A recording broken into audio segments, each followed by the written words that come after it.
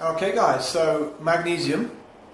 So magnesium is probably one of my go-to supplements, definitely for myself and definitely for a lot of my clients. But I thought it was good to take time today and actually look at the reasons why and actually look at the actual evidence to support either using it or not using it.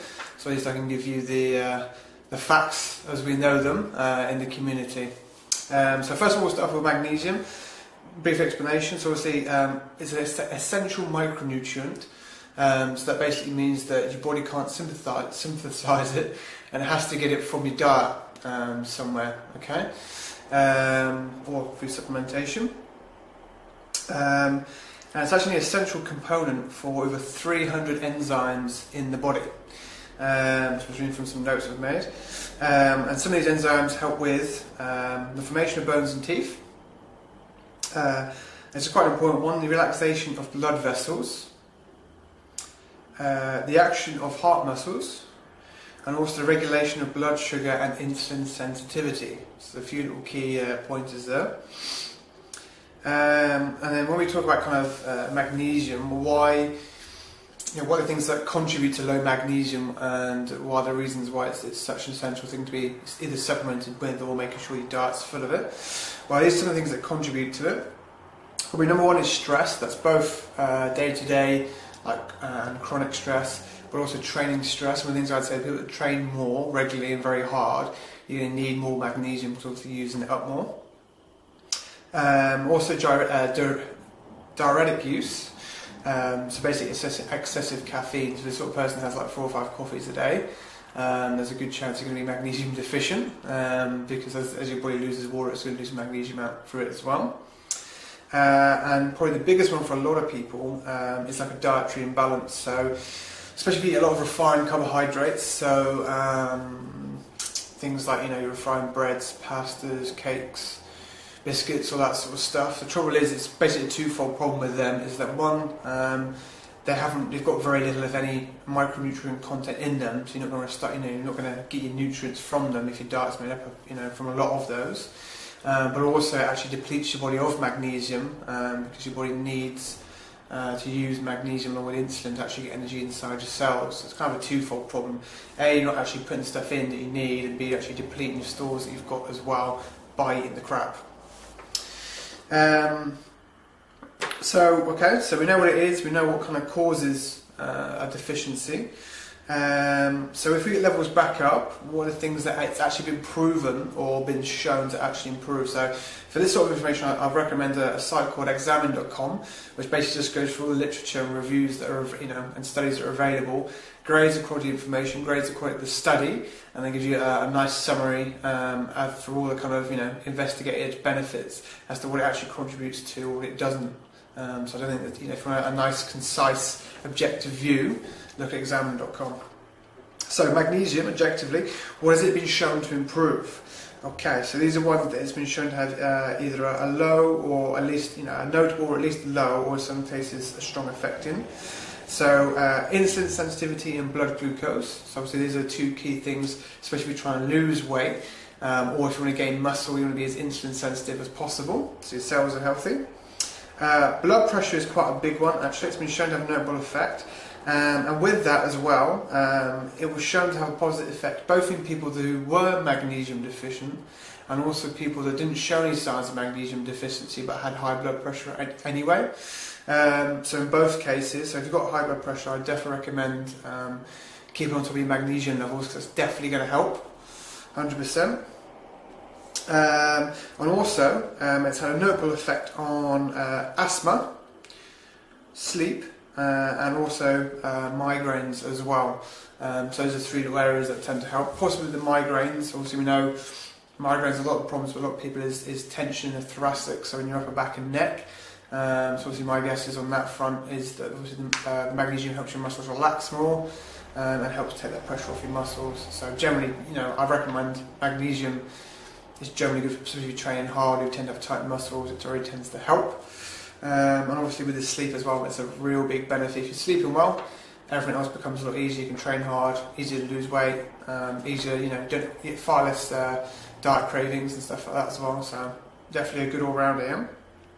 Okay, so So obviously, a lot of people obviously ask, instead of just jumping straight into supplements, can I boost my intake with nutrition? Of course you can.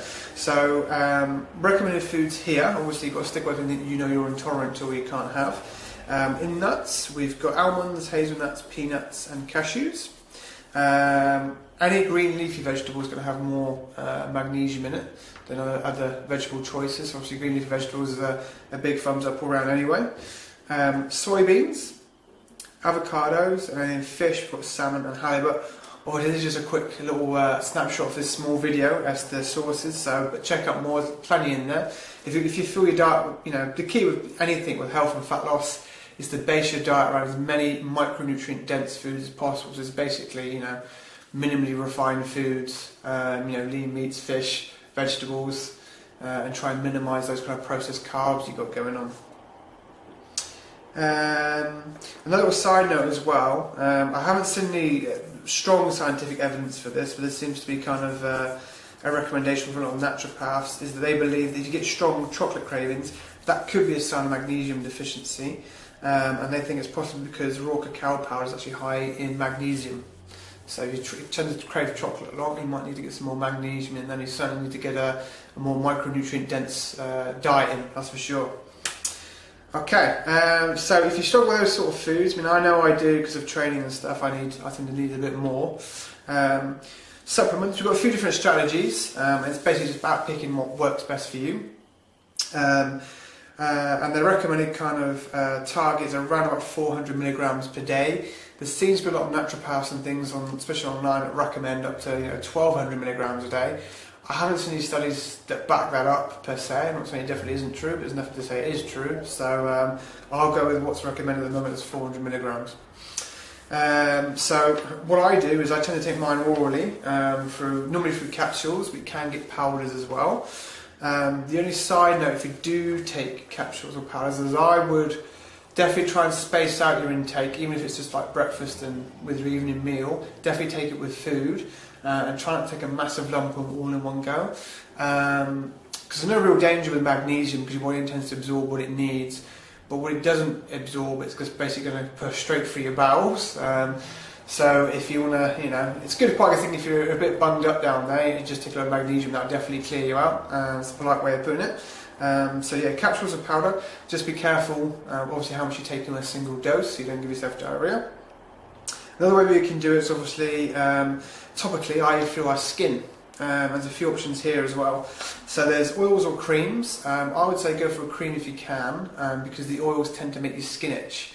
And a lot of these products are kind of advertised to kind of help with sleep and stress. Obviously, if you put an itchy cream on your skin before going to bed, it's probably not going to help. So I would go for a cream if you can. And if you are going to use a cream, the recommended sites to apply it is either on around your neck, on your arteries, on the back of your knees, and I know a lot of people recommend it actually for babies and kids. You can actually put a little bit of cream on their feet, and that seems to help them sleep and relax as well. Failing that, if you want to do capsules, do you want to do oils or creams, you can also buy magnesium bath salts now, and you can also buy magnesium enriched soaps as well. I've never tried them, but a lot of people swear by them, so plenty of options there. I would definitely recommend taking some sort of magnesium supplement, just to keep yourself topped up, because obviously it is very hard sometimes to get enough of those foods, because those sort of foods I mentioned are quite filling, and to get enough to get all that, that 400 milligrams of magnesium a day, you're going to need quite a lot of those foods to get it in there, especially green leafy vegetables. So yeah, magnesium, definitely one of the key supplements I recommend. If you want any more information, check things out. I would definitely go to examine.com. It's probably, for me, it's the gold standard at the moment for not getting any bullshit when it comes to supplements, and then just seeing what the actual science says. And I've also got information on the other supplement you can think of as well. So if you're not sure about something, just type the name in there, and they'll give you the honest truth about what the studies show so far. Okay, so magnesium, definitely big thumbs up.